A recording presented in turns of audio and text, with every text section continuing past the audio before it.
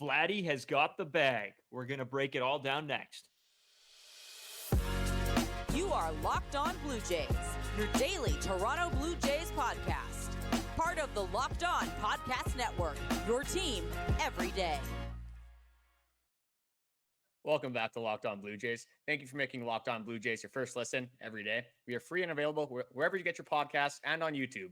Part of the Locked On Podcast Network, your team every day. Today's episode is brought to you by Game Time. Download the Game Time app, create an account, and use code Locked On for $20 off your first purchase. So, I mean, we knew it was coming today. We knew it was happening, but it was still like one of those things where I opened up my phone and I'm like, ooh, some Blue Jays news, right? Vlad has won his arbitration deal. I put out a tweet about it late this afternoon, early evening. Check that out if you guys want to. Braden 5, Wasco, Carter will probably have something up on his as well. Carter first 2. It might just be a repost of mine because that would be sick. Yeah, you just have to get your Twitter, the likes and the retweets, everything. That's right. Yeah. Just trying to up. Yeah. Of course. But so for 2024, Vlad will be making $19.9 million. So it goes on. The Jays offered him $18.05. Or not offered him, but that was their bid for arbitration. Vladdy's bid was the $19.9. And it turns out today, which I think we all saw coming, that Vladdy did win the deal. I'll throw it to you. Do you honestly think that this was, I don't want to say worth it because I think everybody knows Vladdy's worth it. And if you had to pay him more, you're going to pay him more. But if looking at just the numbers themselves, is it worth $19.9 for you? Based off of last season, I want to say no, honestly. I mean, like a 2.0 WAR guy, he didn't do enough to move the needle for me. Like he's making on this Jays team, I believe it's the 4th most on this roster with I think it's Springer, Gosman, and Chris Bassett, who's just above him. So for a guy that had a 2.0 WAR, hit 264, 159 hits, 26 home runs, which is tied for 38th in the league, by the way. An OPS is 788. Like it's not enough. And I mean, it's good that they did get this deal done, but now Vladdy is a free agent in 2025. So this is the last year of his deal. So this is a huge prove-it year for him. And it's going to be interesting to see because we've always talked about if they had to choose one, like there's going to have to be a lot of money allocated to Bo Bichette, Vladimir Guerrero, Kirk, Varsho, all these guys coming off of arbitration. They're going to have to make the move on Vladdy first, kind of forcing Ross Atkins' hand. So it's going to be cool to see who they end up going with, and if they do end up trying to lock up both Bo Bichette and Vladimir Guerrero Jr. Yeah, I think it's worth it, to be honest. I think after seeing this offseason and seeing that we were going to offer Shohei in the ballpark of $700 million, I think spending a little bit extra, lock up Vlad, make sure he's here. I think that's the way I'm leaning. And before, I know I did say, I think a couple episodes ago, or whenever we talked about Vladdy's arbitration details, I did say I think it should have been the 1805 or 1805. Sorry. But I think either way, you're happy with this. You get Vladdy, right? And I think he's going to have a bounce back here. I know we talked about this. It's pretty, we think, or maybe it's just hopefulness that we think that these guys are going to bounce back. But I at the end of the day, I think 1.85 million. Yeah, I think it's worth it. Yeah, well, you compare it to last year, and you're not paying Vladdy for what he did last year. You're paying for what Vladdy could be. Yeah, and you see it in 2021. You see what he could do, and yeah, you don't want to lose that relationship, especially when he only has 1 year left on his deal. So it was interesting to me that they did decide to do this arbitration case. But comparing this to a little bit of other players throughout the league that have gone under arbitration, Pete Alonso got $20.5 million, so pretty much $500,000 more than Vladdy. But he hit for 217 average, 123 hits, 46 home runs, and 118 RBI. So a 3.2 WAR player. Obviously, way more home runs than Vladdy. He's driving in runs. You're not paying Pete Alonso for his average. You're paying him to drive the ball far. You're paying him to absolutely smack the hell out of the baseball. and you need him to drive in runs. And that's one thing Vladdy didn't really do last year. Another guy is Luis Arias, who we actually talked about earlier this week on this podcast. He only filed for 12 million. And the Marlins countered that with 10.6. Obviously, you're not getting like the home runs or like the power bat from Arias, but for a guy that won the NL batting title last year, I mean, $12 million sounds like a great deal in that aspect. The thing with Vladdy, you have to, as Jays fans, you have to keep expecting this bounce back. It's tough to just keep kind of crapping on him and giving him the short end of the stick. We need Vladdy to be good for this team to be good. Yeah, I agree. And I think you hit the nail on the head when you said we're paying Vladdy for what he could be. And I think at the end of the day, we have to think, okay, if Vladdy becomes what we want him to become, this is a steal. He could be one of the best players in this league. So I think at the end of the day, I mean, we keep talking about it, throwing it around. And I know that I saw people on Twitter doing the same thing of like, is he worth this? It should have only been the 1805. And it's like, I don't know, come on. Like we gotta think about this realistically in the sense of player salaries are going up. And if you want an all-star player like Vladdy, you're going to have to pay for him. And I don't mind paying, 19.9. We're not paying Shohei 700 million over the next 10 years. So, yeah, it's fine for me. Honestly, like this arbitration, I feel like we both knew where this was going to go. It was more just like a wait for the announcement type of thing, but it is cool. It is cool when stuff like this happens because a little bit when these arbitration stuff come out, it's almost like, okay, we're only a couple weeks away from spring training, and it sort of gets you in like that mindset of okay, baseball's back. So yeah, and with the predictions of Vladdy's arbitration contract, they had him at 20.5 million. So him winning his arbitration case does not really surprise me. Maybe he was in there like throwing the MLB cover kind of at them as well. Like, hey, like I was on the MLB cover, man. Like you gotta help me out here. Like obviously I'm worth it. They wouldn't put me on the cover for no reason.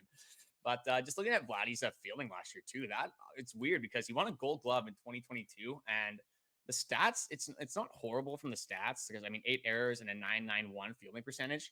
But when you look at the eye test from Vladdy in the field, he was not scooping balls he should have had. He was, and that's why stats are a little bit misleading sometimes, is because a lot of the time they're going to give the throwing error to the second baseman, shortstop, whoever's throwing the ball compared to a fairly easy routine play for first baseman in the MLB.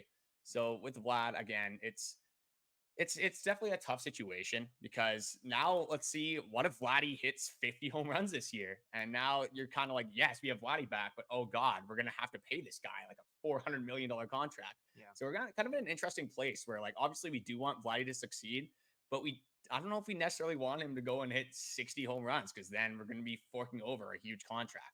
And I guess that would be a problem that I would love to have, obviously. yeah. Vladdy being back would just be huge for this team offensively, especially when we had a team last year that was not hitting the ball very well whatsoever. So this is a make it or break it year for Vladdy, like I said before. And I'm hoping that there is a bounce back because I want to see this team actually do damage in the playoffs. Yeah, I'm with you. And to be honest with you, again, it's one of those things that it's not my money. So pay him whatever you need to pay him. Get him here. Get him feeling good. Maybe this instills a little bit more confidence. Okay, I see. I'm making a little bit more money. I got to prove it, right? So yeah, whatever. I'm all in. Let's go. Blue Jays to the moon. Vladdy, make as much money as you can possibly make and hit 1,000 home runs this year. No, that would be awesome. Just I always think about it. We need Vladdy back. We need him back. We need Bo Bichette to keep doing what he's doing. We need Alejandro Kirk to keep doing what he's doing. Hopefully have a bounce back here. Man, just the thing is, with the Toronto Blue Jays, it's tough to get a guy that has said like he wants to be a Toronto Blue Jay his whole career, right? Yeah. And you get a superstar like Vladdy. I think you have to kind of like take that in and be like, hey, if this guy wants to be here, why are we not offering him the bank, right? Yeah. But it's tough. Like you're not going to get Shohei Ohtani. Obviously, we didn't get Aaron Judge. Would be another guy that has shown obviously no interest in Toronto. And Vladdy's upside is so big that he could be, like you said, a top 10 player in the league. So if you can lock him up for a long amount of time, you should. But this year is make it or break it for him. Yeah, I agree. And this is obviously going to determine what his contract will be at the end of this coming year. So it's, again, for us, it's like, okay, if Vladdy doesn't have a complete breakout season, that sucks. Ross probably saves a little bit of money, right? But then if Vlad goes and has a breakout year, whatever, great for us. And I don't think Ross is going to be opposed to saying, here's your contract. It's completely loaded up. Yeah, I think if Vladdy has that bounce back season, they are not going to hesitate to pay the man whatsoever. I agree. So, and then if imagine the other side of the coin. If he has another horrible season, I think Blue Jay fans will have their pitchforks out, torches out, and we might not see Vladdy come back to the Toronto Blue Jays in 2025. It might be interesting because maybe at that point he thinks that he needs a change of scenery or something. I think we keep him around. I think he's going to get back to where he was. I 100% believe that. If it's not this year, next year, because you see a little bit more of a compete level in him, just in some of the videos he put out, in some of the statements he's made. So it seems like there's a little bit more commitment from him and committing to trying to win. But saying all that, as much as I love Blue Jays news, it's sort of one of those times where there's stuff going on in the NHL in sense of a bunch of trades because the trade deadline's coming up. Super Bowl's this weekend. And I think our streaming service also has a bunch of information for you guys. Oh, they always do. Yeah. If you ever want to get your college basketball, football, college sports in entirety, MLB, and NBA, whatever you can think of, pretty much, we cover at the 24/7 Locked On Sports streaming channel. So just go to YouTube and subscribe to the first ever national 24/7 streaming channel. So I said today's episode is brought to you by Game Time. And honestly, I love this app, site, whatever you want to call it. I absolutely love it because me and a couple guys from work earlier on this NHL season, we are like, you know what, we all want to get out. We haven't been to a Jets game together, so we're like, all right, we're just gonna buy tickets because we could have went to the booth, but we're like, you know what, let's grab a couple beers, have a good time. You know, don't want to be crazy professional. That's all the right. time, Yeah, right? yeah, yeah. Want to let her loose. Yeah, you got to let her loose. And we definitely let her loose. And that's mostly because we got fourth row seats from the glass. And I think it was ridiculously cheap. And Game Time absolutely sold us on it. And it was great. And what that does is it saves me some money. So instead of buying 3 beers, I bought 6 beers and had an absolute blast. So yeah, we tell you guys, go check out Game Time. You can use our code. Take the guesswork out of buying tickets with Game Time. Download the Game Time app, create an account, use code Locked On for $20 off your purchase. Terms apply. Again, create an account and redeem code LOCKEDON for $20 off. Download Game Time today. Last minute tickets, lowest prices guaranteed.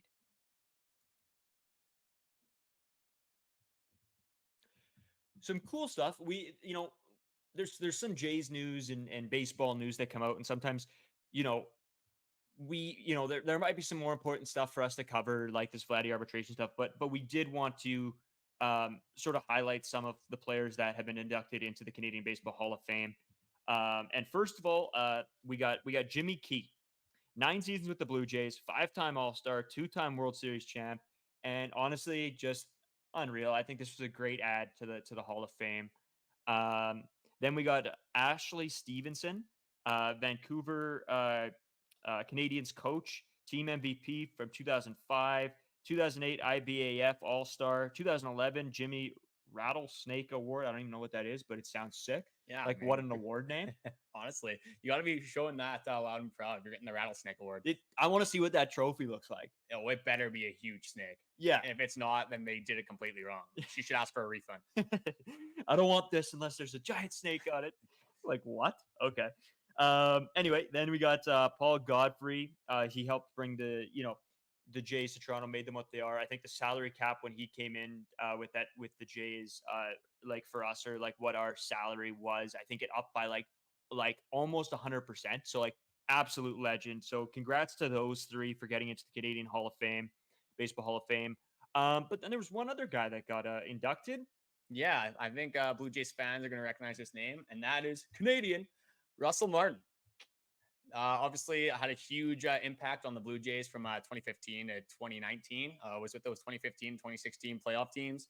Was our main catcher. Obviously, we're used to kind of the dual role now of our 2 catchers, Jano and Kirk. But yeah, Martin, I mean, great career, honestly. Like 1,416 hits, 191 home runs, an average of 248 over his career. And obviously had those seasons with the Blue Jays. With that, he had 335 hits, 66 home runs, 211 RBIs, a 225. Sorry, my notes are all messed up here. OPS plus of 99 and an OPS of 735. So pretty good numbers there. Obviously, Canadians on the Blue Jays are always a lot more fun because they have something to play for, playing for their home nation.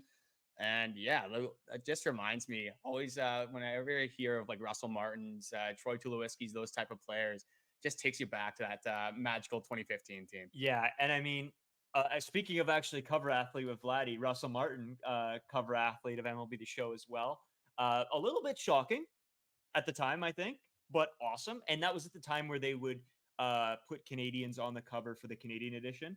So very, very cool. And I think this is just such a fitting sort of honor for him. And yeah, you're 100% right. When I think Russell Martin, Troy Tulowitzki, you said that name and it was like, holy moly. But yeah, it's that 2015-16 season, just some great years. And I think Russell Martin's again one of those guys that we talked about last episode with the Mount Rushmores and whatever. That always sort of sticks in your head of like he's always going to be a part of like my childhood because that's the team I grew up watching, right? So yeah, just an outstanding pick for the Canadian Baseball Hall of Fame. Oh, absolutely. I mean, a four-time All-Star, won a Gold Glove, Silver Slugger in 2007. And that 225 stat was actually his batting average. I finally figured that out. Okay. Got my act together. Obviously not amazing on paper, but I mean, just the impact this guy was making on the field, the presence he had in the dugout. Just a great guy in general. Yeah. Maybe he has a little bit of that Canadian stereotype where he's super polite and everything. And yeah, just a huge difference in that dugout. I loved watching him play for Pittsburgh as well before. And just a guy, like you said, we grew up with, guy you kind of idolized growing up, playing a lot with him in the MLB The Show, stuff like that. So just a great guy to have in the Canadian Baseball Hall of Fame. What's hilarious is, for those of you who don't know, me and Carter played high school baseball together. And I don't know if this was before you were on the team or not, but we do this thing before every game. We go into the outfield, we do our stretches, whatever, as a team. And what we do is we'd ask, who are you playing as today? Yeah, right? Yeah, I was there for that. And I remember Dallin Wilton, one of our buddies, said it would once in a blue moon say, I'm playing as 2015 Russell Martin. And so it's just hilarious. Just a little bit of a weird thing that when I heard Russell Martin and Troy Tulowitzki, that was what popped up because everybody would always say, from that year of the Jays, because it was impactful on all of us, I think, as Canadian kids growing up watching the Blue Jays. Well, for me, like the two players that the two Canadians, I should say, that's like I always kind of looked up to. Obviously, Freddie Freeman, one of the best Canadians to ever do it. And then, Russell Martin, just one of those guys. It's tough to get Canadian representation. Sorry, tough word. And in Canadian baseball, I mean, there's like Tyler O'Neill as well. There's a few guys that are doing like very well. The Jays have some guys as well, like Jordan Romano, Zach Pop still in the system. So once you get a good Canadian that makes like a huge difference in the MLB, it's a guy that you have to appreciate. Yeah, for sure. And you're 100% right. I mean, there's Freddie Freeman, one of my favorite players of all time, as well. I didn't play much first base, so I didn't get to use the calling card of who you playing as today, Freddie Freeman. But a great guy, great hitter. And Russell Martin, he just embodies, I think, everything of what it was when the team at that point was very serious, took every game like it was life or death. I think Russell Martin did bring a little bit of that character to the team, and especially him going out and sort of like he was one of those catchers that commanded the field when he was out there, right? He knew exactly what was going on. The whole team knew exactly what was happening. And just an absolute great guy. Oh, he was a leader out there. You could tell just by watching. Leader in the dugout. Very good at orchestrating a game. Yeah, working with his pitchers to really bring out their best attributes and orchestrate the best game possible for them. And just a guy that if you're struggling a little bit, he'd go out there, call time, kind of calm you down. And just a great ball player for the team. And that's why stats isn't always everything. Like the Jays, when you compare him to the other teams he played for, the Mets, the Pirates, whatever, he didn't have an amazing stat line with the Jays, but the difference he made on the field was definitely not going unnoticed. And you know what? We talk about this all the time. We got a comment, I think it was on 2 videos ago when we were doing our trade talks and what we could see happening here. We got one sort of saying something about Espinal and how he's better than, and nobody gives him any credit. And it's like, Baseball is a lot of statistics. There's a lot of statistics that go on in baseball, but at the end of the day, the eye test is such a huge part of it and what they bring to the team. And so that was, when you look at a guy compared to like Russell Martin compared to Santiago Espinal, there's a huge difference there, right? And it's just the eye test, just of how they work the game and the way they are on the field and they present themselves and everything to do with that. It's a huge part of the game. Oh yeah, it's obviously a little bit of different comparison with you have your catcher who is pretty much like your quarterback or the leader of the outfield and infield as well. And then you got Santiago Espinal at third base, which I mean, baseball wise, he's not really doing a ton. But maybe he's just keeping Vladdy and Bo happy, and if that's his role, that's his role. Obviously, would give him a little bit, probably too much slack for how he is. I mean, 2022 All Star, right? Yeah. Oh, so God. yeah, that's got to mean something. Somebody pull up the stats. I want to know how in the world that happened. Whatever. You know what? Good for the guy. I'm happy that at least we have him on the team. I mean, yeah, we can never say that we're gonna be all stars, unfortunately, in the MLB. Maybe in our high school days. If I didn't break my collarbone. Oh, they always say that. Hey, if my knee didn't get blown out back in 2011 there. Oh, geez, we'd be laughing. We're gonna move on from this segment here and talk about a guy that could make a huge difference in the next year Blue Jays rotation coming up. So today's episode is brought to you by FanDuel. Happy Super Bowl week, I guess, couple days away now. Closer to those who celebrate. FanDuel is America's #1 sports book. If you're like me, Super Bowl Sunday is all about scoring the best seat on the couch, grabbing your favorite football snacks, and placing some super bets. On tomorrow's episode, I will have some bets for you. I probably won't have them all figured out quite yet. But what I'll do is I'll maybe make one up and tell you guys what that is, and then like maybe on Monday's episode or later next week. Or follow him on Twitter. You can tweet them out. That's what I'll do. I'll tweet them out. That's what I'll do. I'll tweet them out, and you guys can tell me how horrible they are. FanDuel has so many ways for you to end the season with a W or 2 or 3. Not only can you bet who will win the Super Bowl 58, but FanDuel also has bets for which player will score a touchdown, how many points will be scored, and so much more. New customers join today and you'll get $200 in bonus bets if your first bet of $5 or more wins. Just visit FanDuel.com/lockedon to sign up. That's FanDuel.com/lockedon. Make every moment more with FanDuel, an official sportsbook partner of the NFL. Holy, that was a mouthful today. I just kept going on those. Yeah, you were sounding like an auctioneer a little bit there, just rifling through it. Well, you know what? When it gets into betting, and that's why I love having FanDuel as a sponsor for this, because I feel like they're one of the ones. And Game Time, actually, today's sponsor is unbelievable. Game Time is awesome. FanDuel is awesome. You don't think we hype them up enough, but they're actually stuff that like we day to day use. So it actually is good. Being as big of sports fans as we are in general, you're always betting. We're always looking for cheap tickets as well. So I mean, it's a good thing that we have these two companies available to us. Yeah, it's nice to have those guys, and Game Time's huge for those seats as well. But if you want to get to a game, are you going to see Bowden Francis on the lineup? I honestly hope so. I think this year he should have a bigger impact on the team. I mean, last year, like just looking at the stats, a 1.73 ERA. Is that good? I mean, I don't know. You tell me. 36.1 innings pitched, so not the biggest sample size, but 22 hits, 7 earned runs. What I found interesting about those 7 earned runs is 5 of those were off of home runs. So I'm not sure if they were solo shots. I'm assuming a lot of them were. If there was maybe a 2-run home run mixed up in there. But he's really just only giving up runs on the big home run ball. 35 Ks and only 8 walks. That's just a great ratio as well. So a guy that has shown you time and time again in whatever role he has been put in, whether that's been opening, coming in high leverage, low leverage, 1 or 2 innings, 3 innings, he has done it every single time. And this is a guy that it's such a deep rotation. We always talk about this. And I honestly do think, unfortunately for him, the starting 5 in the rotation is kind of cemented, especially with those talks about Alek Manoah pretty much being gifted the 5th role, even though he kind of abandoned the boys last year. Yeah. And then Kikuchi obviously having a great year as well. Beauty. Yeah, beauty alert, as we like to say. And then, I mean, Bassett, Berrios, Gausman, not even really up for discussion. If you don't put Bowden Francis, though, in this bullpen, I think you are doing this guy a major disjustice to just his career, honestly. And just like, what else do you want this guy to do? Yeah, I don't know. He comes in, he shows us what he can do, and I think it's time we give him a shot, even if it's a a middle relief role.